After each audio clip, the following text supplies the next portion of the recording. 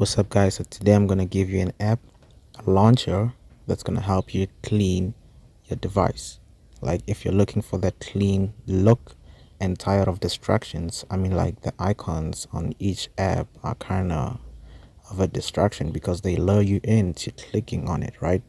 So this launcher will help. Today I'm gonna show you how to use the app, and I've already installed it. So to add apps, you need to long click on the app.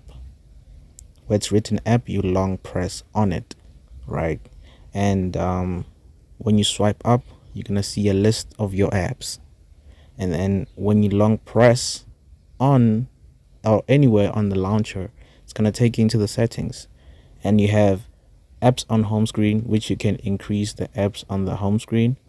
Auto show keyboard when you like swipe up, daily new wallpapers, show status bar, show time, alignment.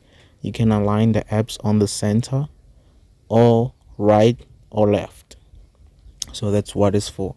I like it on the left though, but yeah, that's just about it. The rest they're not important. But then if you want dark mode, you got it. If you want light mode, you got it.